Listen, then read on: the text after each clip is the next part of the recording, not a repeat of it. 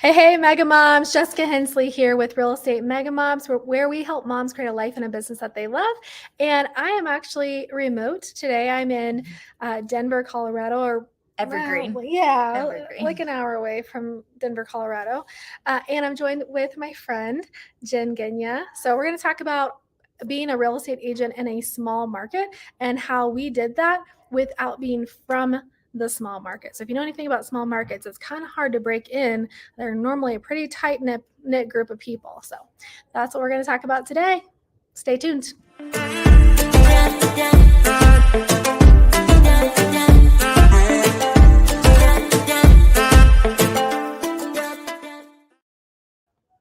Okay, so we're in Denver. Yes. And I just want to start this by saying I am so grateful to be in this house surrounded by women that are seven-figure earners.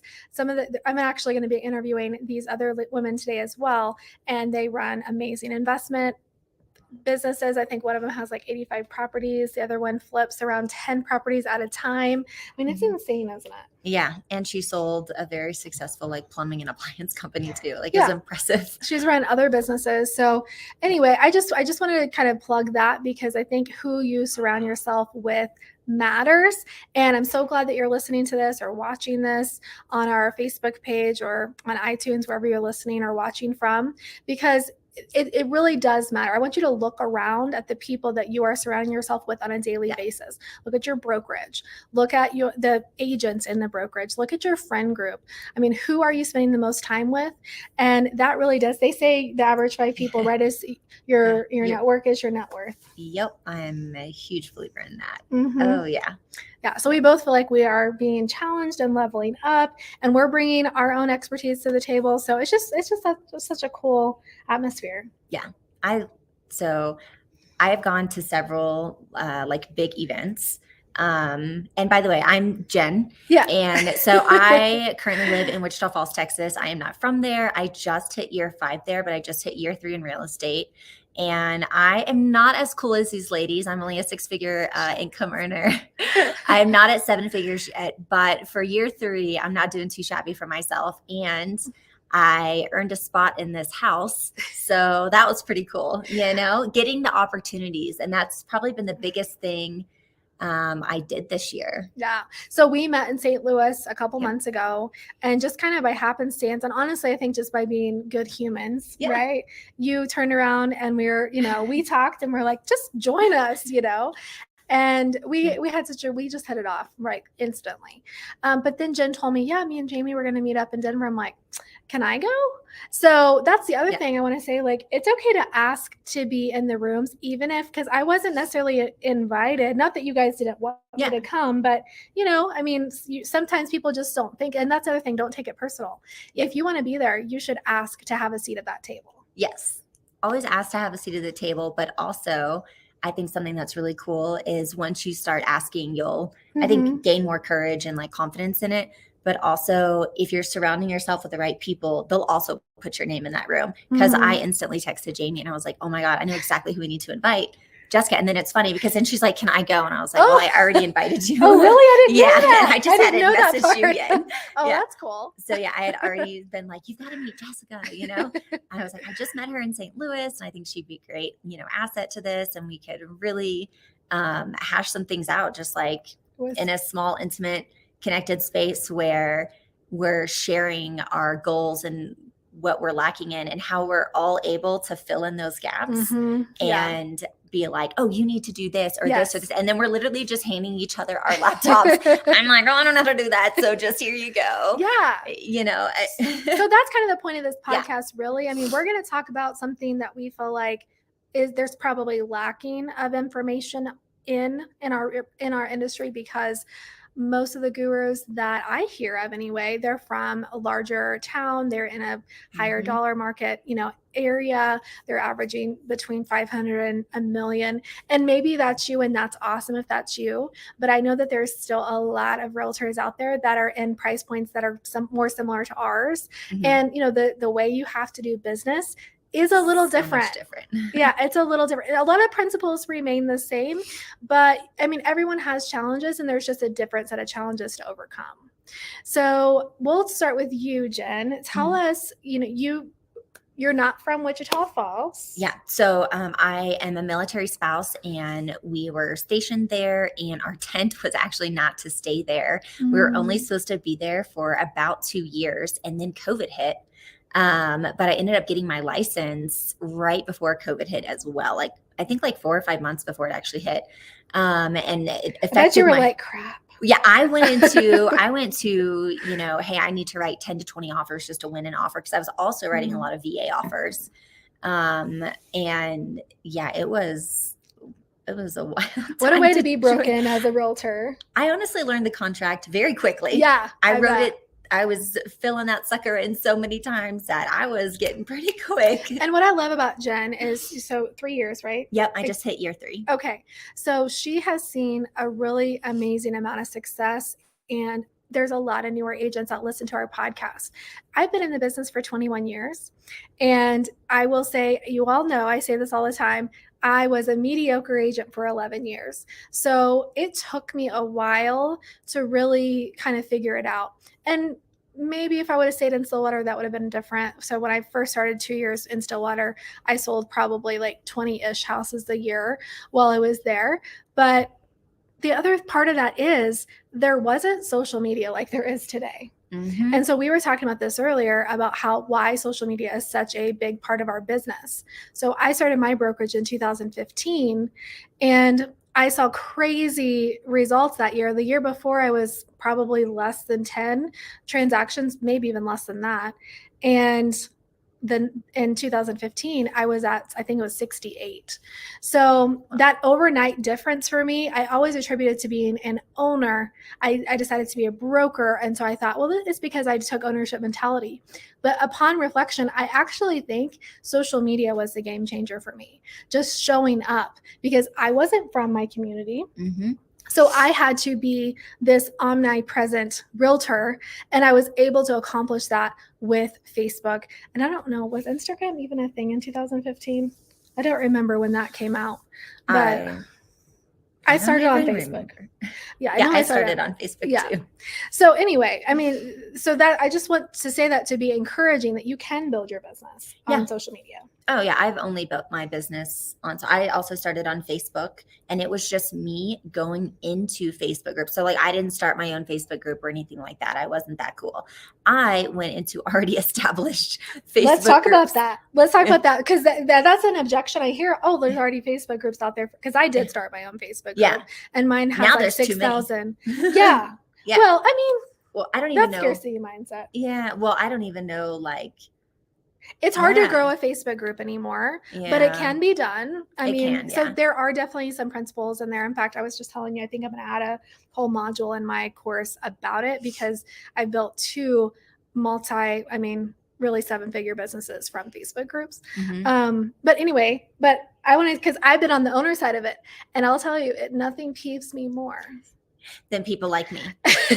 Than somebody coming into my Facebook group and saying, oh, message me. So I don't do that. So I have never done the message me. I can very proudly say that. What I do is, when someone asks for something, I actually answer their question. I add value, and I do not, under any circumstances, slide into their DMs. And that alone has gotten me a lot of business. And I know that that's more, because for me, I prefer to do attraction marketing.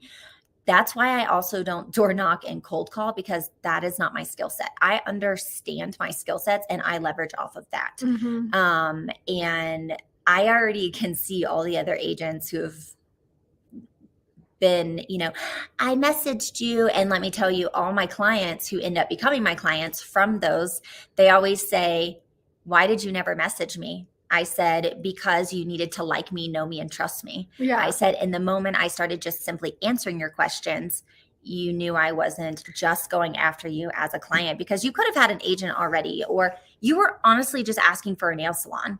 Mm-hmm. And I go to all kinds of different nail salons, and I do get my hair done, and I do love to go shopping, and I like to do things around the community. And you want to become the mayor of your town. Mm-hmm. You want to be the go-to person. So people can also look up, like, I just closed a deal the other day, and she simply just went into a Facebook group and looked up suggestions for realtors. She's like, honestly, your name was just mentioned so much. I just clicked on you. Then I looked you up, found you on all your social media platforms, and was like, okay, that's who I like. She's like, and the other agents didn't really have a social media presence. And so therefore, I didn't really know what to expect. She's like, but I watched a few of your videos and you were so direct. And we like that. We like just like get to the point. Do not beat around the bush. Like, just give us an answer. and she was like that. That's how this particular client was, to, you know, just get to the point. So I am guilty of sneaking into Facebook groups. But I do it tactfully. And I'm respectful of the admin. I am very respectful of the admin. And that's what I think that's the point here. I want everyone that's listening to take note of that. If you are looking for business, go into your local community Facebook groups. It doesn't even have to be a real estate Facebook group. It can be, it could be a real estate Facebook group, but it could also just be like a mom's group or, you know, a neighborhood group. And the thing is, what you're doing is when you comment, and I like doing it that way because versus just messaging or saying, I'm going to message you, because you're not having this veil up of the information. Instead, you're commenting in everybody else. Because, you know, I know you might be like me sometimes. I'm like, ooh, what do they say here? You know, especially if it's something controversial. So I'm in the comments and I'm a lurker sometimes. So, you know, so then they can see exactly what you said and be like, oh, she's always showing up. Yes. And the consistency. Yeah. And I notice that within all of my groups. I notice who is posting often. I notice who is commenting often. And I also always can spot if there's some sort of strategy behind it. And I guess the flip side of that is if you want to be in control, own the group. Yep. Because I can delete and block. Yep. And I do. Yep. Just because I know how much work it takes to run a group. Yep. And so that's the other thing. If you are going to run a group, be committed to showing up, be committed to monitoring it, be committed to making it a safe space. All of the groups that I run, that's like one of the main things. I don't want any like hate speech. I don't want anybody bashing each other. I don't want it to be a pity party place. So I'm pretty strict on my rules, and we abide by them, you know? Yeah. A lot of my Facebook groups that I post in are just my Shepherd Air Force Base pages.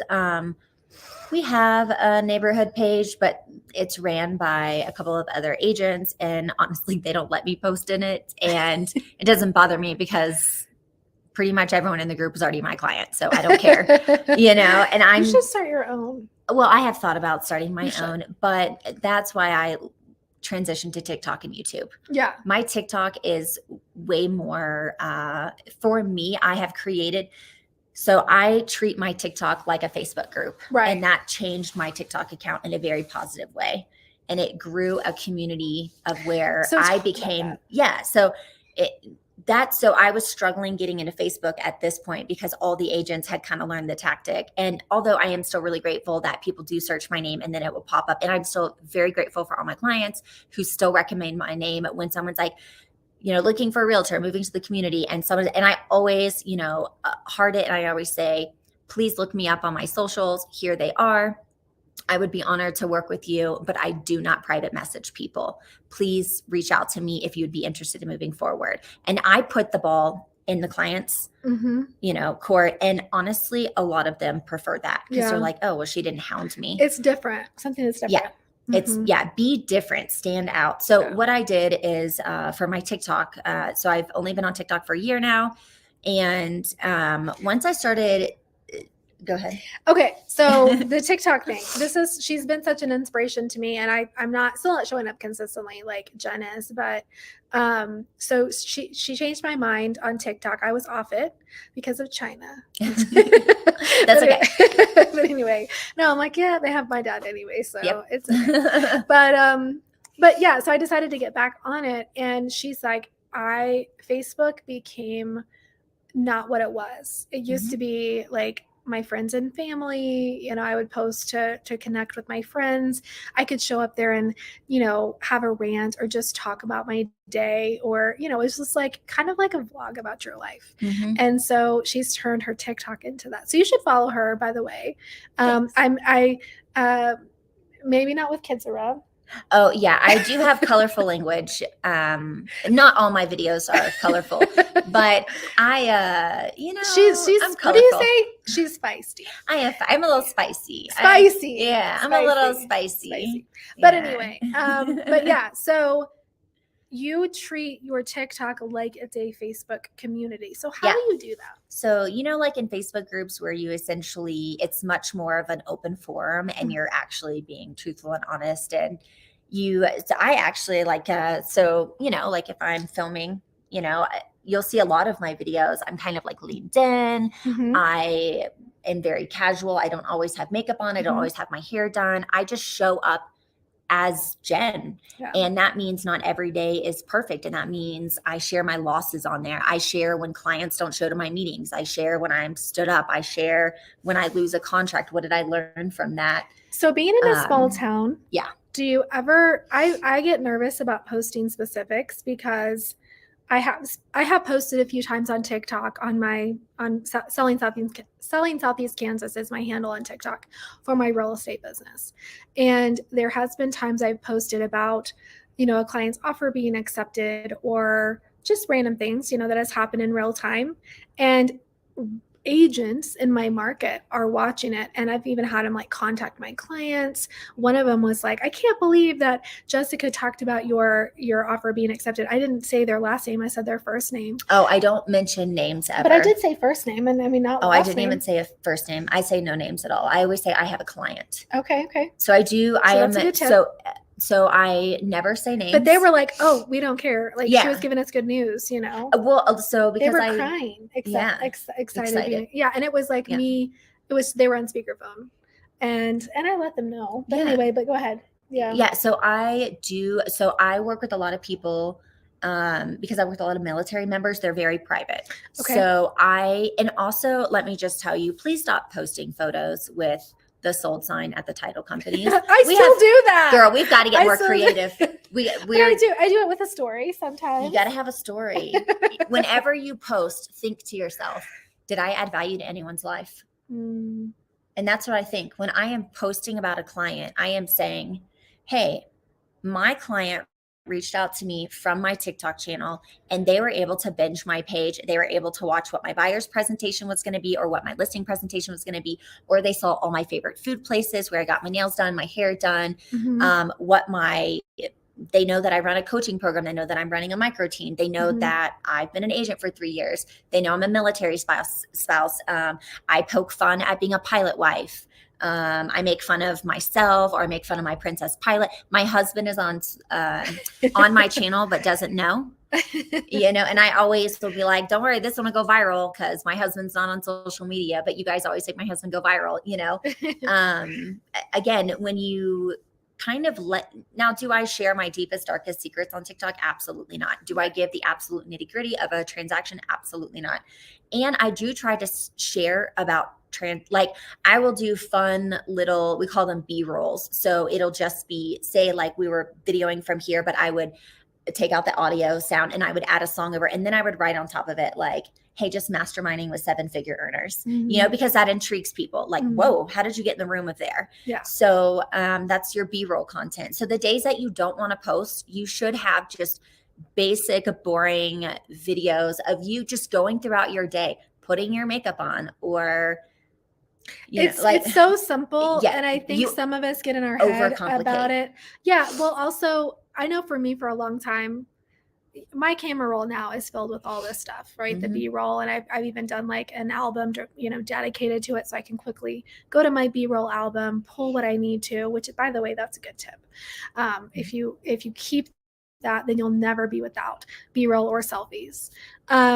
But I would tell, like, this limiting belief would be like, no one wants to see me get ready. Like, you'd be surprised. Do people care? Yeah. People will literally, it's one of my clients has requested, why do you not do OOTDs? And for those who don't know, that is outfit of the day. Yeah, she inspired me to do that. Yeah, and I was like, you would be surprised how many of your clients are just simply curious on what in the world will you be wearing. And you know why they want to know? Because they want to know the comfort level of what is it going to be like when you show up. Am I going to show up in a business suit? Absolutely not. Right. Because that doesn't fit my clientele base. Even for my $500,000 houses, I'm not showing up in a business suit because I have connected so well with my clients. I get to show up as myself. Now, am I going to show up in sweatpants? Absolutely not. I'm still professionally dressed, but it makes them feel more comfortable because actually a lot of women will be like, well, what are you wearing to this? Like what I've never had a client ask me that. Yeah, No. I have actually, it is a very common question I get. And I don't know if it's because I work with a lot of military families Yeah. and they're traveling in. Right. And so I'm like, hey, you are Come as you traveling. are. Just come as you are. I don't Mhm. care if you're in workout shorts. And then in the summer, because it is so hot in Wichita Falls, I do have to tell people we can only see houses at this time. And we need water, we need snacks. Are you bringing those? I do. I actually bring a cooler of Tip. waters, juices, snacks. And let me tell you, I've got kid appropriate snacks. I do gluten-free snacks and dye-free snacks because you never know allergies these days. But Right. also, like, clients are coming in from all different types of environments and their bodies cannot handle the heat that we have. Yeah. And I have even gotten sick on showings, and I now know my limitations of, okay, in July and August, I actually can't show homes between 11 and 6 p.m. because I will physically get ill, but my clients get ill too. Right. It is an all around thing that we are not showing houses. It's over 100 degrees. Right. And it's just miserable. Well, and I wanted to make sure everyone knows that Jenn has actually seen results. So you may see some people talking about, oh, I have 100,000 followers on that means nothing. TikToks, or I don't know, whatever, name the claim. But I want to know, what was the result? Because when you're a real estate agent, 100,000 followers in another market doesn't really help much. I mean, maybe a referral, but and the other thing is, you don't have to have that many followers to even get results. So how many followers do you have? And then this last year, what results did you get from your TikTok?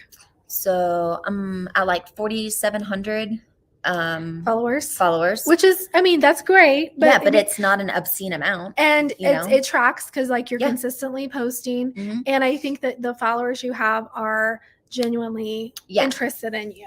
So I will say for me, so in 1 year of posting, my biggest success has been actually referrals from other agents.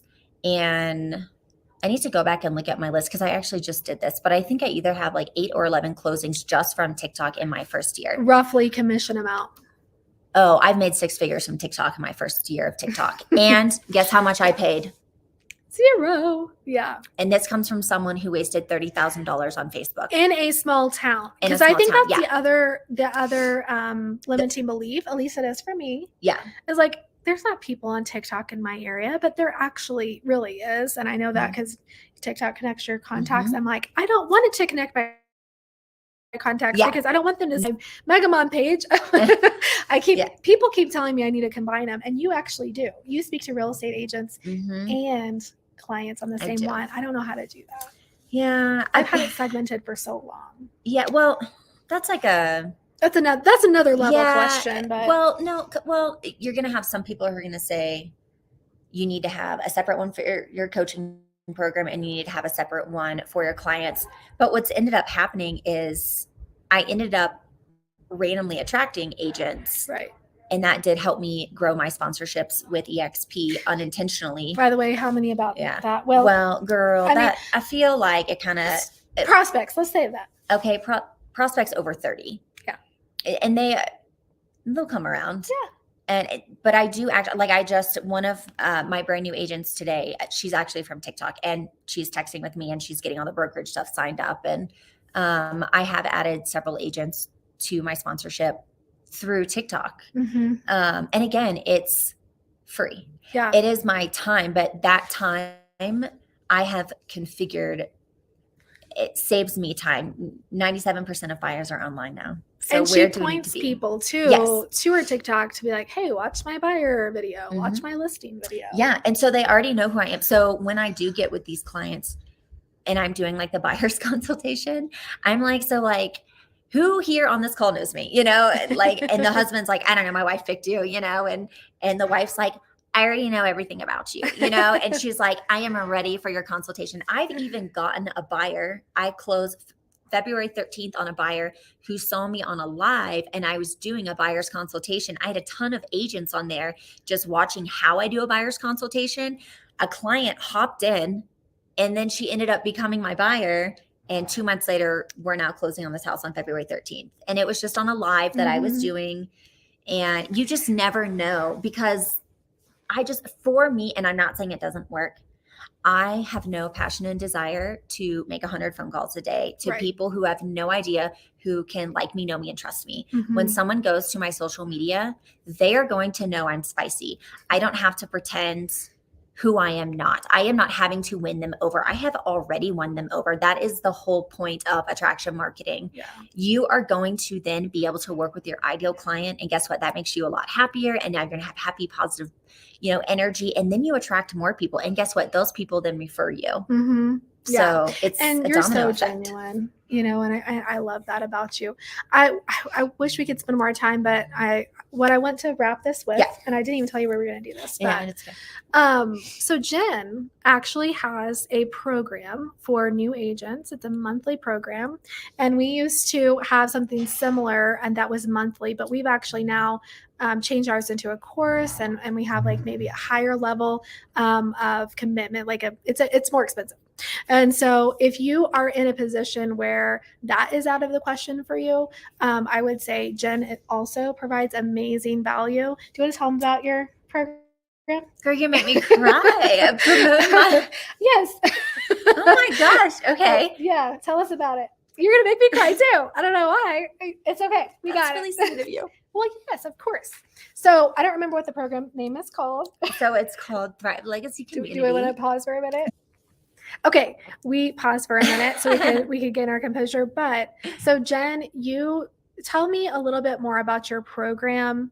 She's been licensed for 3 years. She's seen amazing success, like one of the top agents in your market. I am. Yeah, I'm top. So for those of you who are not with EXP, I'm an icon agent, which means I'm top 2.8%.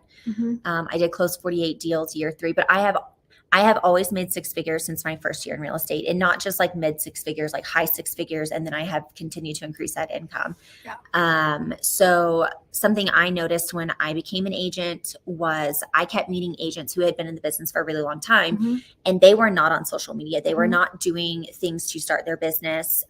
So I actually ended up teaming up with another gentleman named Mike, and he is part of my coaching business. And it's great because he still has in real estate, but he has over 25 years military and also 20 years at IBM in the corporate world.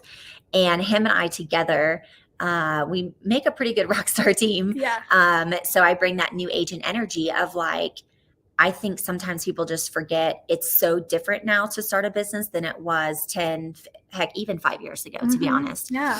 Especially with all the different social medias. So we created a program of like, what do you do as a new agent? So we literally have the basics of you're building a business. How do you even build a business? So I didn't have this when I was a new agent. So everything that I was lacking and that I was spending hours crying in front of my computer, looking up on YouTube, I essentially put that in a program. So it literally starts out with the very basics of how do you even write a business plan? And then how do we break that down into daily habits? And then we do 2 masterminds a month where we bring in different specialties to help you. But we hone in and focus on what are going to be your 3 different types of lead gen. Because as a new agent, you probably should do 2 to 3 in the beginning. And then you're going to figure out what your favorite is. Right. And you're going to figure out what your success is. And then we're going to hone in on that and really grow that.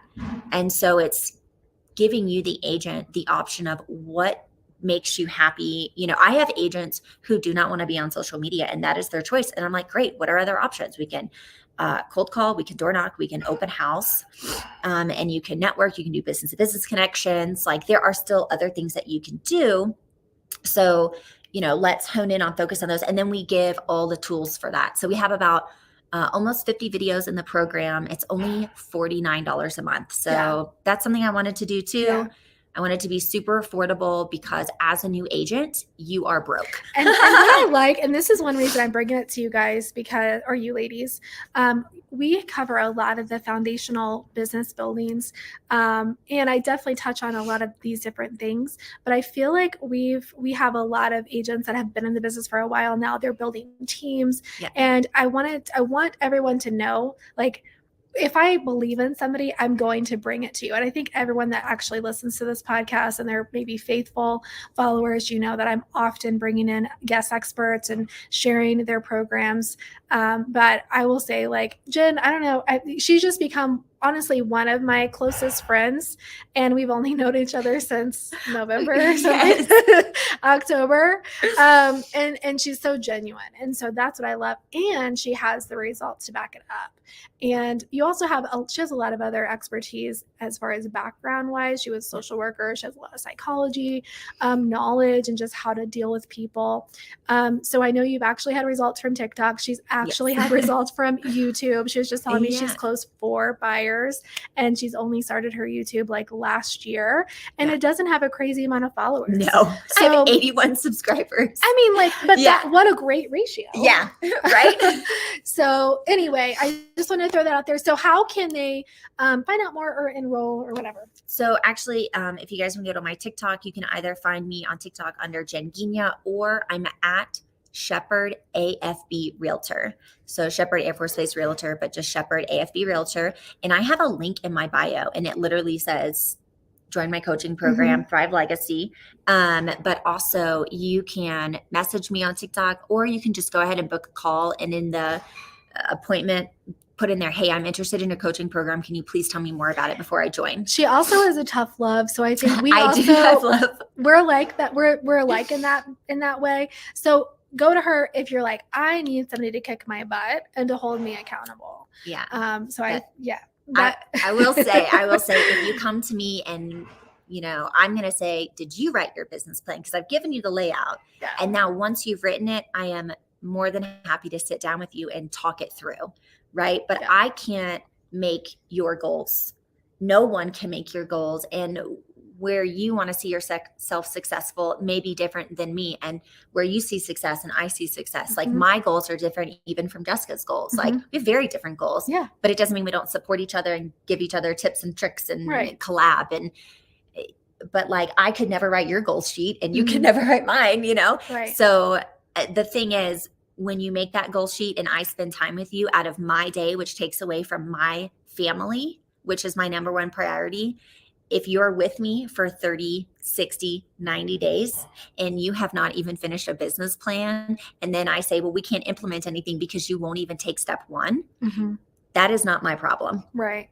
And we need to self-recognize that there's something deeper there. Yes. You know, whenever you do hit that wall, it's like really think about like, what is your roadblock? Yeah. And I will tell people, like, if you are struggling that much to get started, I'm going to recommend, hey, you need to look for a local therapist or online therapy, and you need to do some inner work because I cannot get you to any next level if you don't have enough self-awareness and self-love to put in the efforts to even know that you can do this business plan. Yeah. And